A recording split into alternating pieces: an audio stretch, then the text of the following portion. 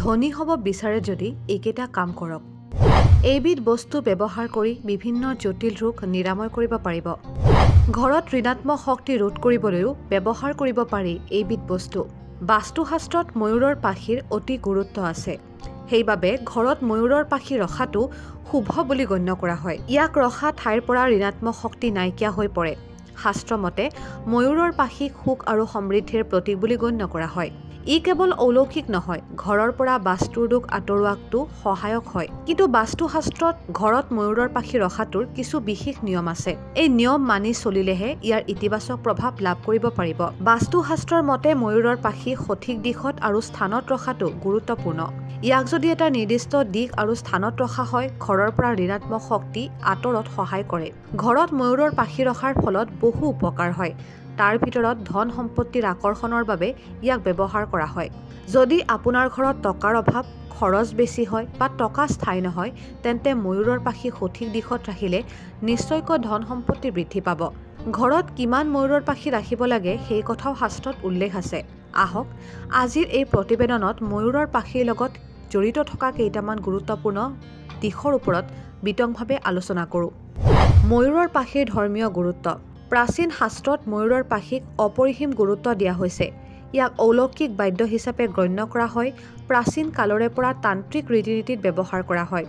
সন্মোহন, শত্ৰু ধ্বংস, অশুভ শক্তিৰ ধ্বংসৰ বাবে তন্ত্ৰ অনুশীলনত ইয়াক ব্যৱহাৰ কৰা হৈছিল। জ্যোতিষত ময়ূৰৰ পাখিৰ ব্যৱহাৰৰ কথাও উল্লেখ আছে। ইয়াৰ প্ৰতিকাৰো বহু সমস্যাৰ সমাধানত সহায় কৰে। আয়ুৰ্বেদতো ময়ূৰৰ পাখি ব্যৱহাৰ কৰি বিভিন্ন ৰোগ নিৰাময় কৰা হয়। ময়ূৰৰ পাখিয়ে অশুভ শক্তিক ঘৰৰ পৰা আঁতৰাই ৰখাই নহয়, সাপৰ দৰে বিপদজনক জীৱইও ইয়াৰ পৰা ভৰ খাই ঘৰত প্ৰৱেশ নকৰে। সেয়েহে অৰণ্যত বাস কৰা লোকসকলে ঘৰৰ ওচৰত ময়ূৰৰ পাখি ৰাখে। ময়ূৰৰ পাখিৰ সৈতে জড়িত পৌৰাণিক কাহিনীত ময়ূৰৰ লগত জড়িত বহু কাহিনী আছে। এটা কিংবদন্তি অনুসৰি অতিশয় শক্তিশালী আৰু তপস্বী সন্ধ্যা নামৰ এজন অসুৰে দেৱতাৰ শত্ৰু হৈ পৰিছিল।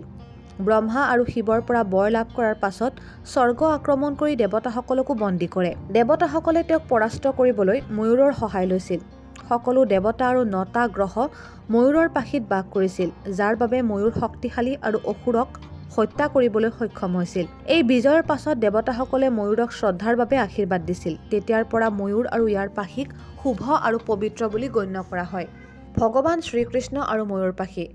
ভগৱান শ্ৰীকৃষ্ণই ময়ূৰৰ মহিমাৰ কথা উল্লেখ কৰিছে। তেওঁৰ মুকুটত ময়ূৰৰ পাখি পিন্ধিছিল, যিয়ে ময়ূৰৰ শ্ৰেষ্ঠত্ব প্ৰমাণ কৰে। শ্ৰীকৃষ্ণই কৈছে ময়ূৰ শান্তি আৰু প্ৰেমৰ প্ৰতীক, আৰু ই মানুহৰ সকলো ধৰণৰ ঋণাত্মক শক্তিৰ পৰা ৰক্ষা কৰে। বাস্তুশাস্ত্ৰত ময়ূৰৰ পাখি ব্যৱহাৰৰ উপায়। মূল প্ৰৱেশদ্বাৰ।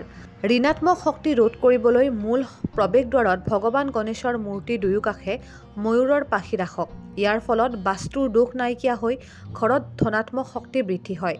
গ্ৰহৰ কুপ্ৰভাৱৰ পৰা ৰক্ষা। ময়ূৰৰ পাখিত গংগাৰ পাতি ছটিয়াই অদৃশ্য স্থানত ৰাখক। ই গ্ৰহৰ বিক্ষিপ্ততা দূৰ কৰে। দুষ্ট চকুৰ পৰা সুৰক্ষা। বেয়া দৃষ্টিৰ ব্যক্তিৰ পৰা ৰক্ষা পাবলৈ আঁঠুৱাৰ তলত ময়ূৰৰ পাখি এটা ৰাখি পিছদিনা বৈ যোৱা পানীত উটুৱাই দিয়ক। ছাত্ৰ-ছাত্ৰীৰ বাবে পঢ়া-শুনাত একাগ্ৰতা বৃদ্ধি কৰিবলৈ দেৱী সৰস্বতীৰ সন্মুখত ময়ূৰৰ পাখি এটা ৰাখক আৰু কিতাপৰ মাজত ৰাখক।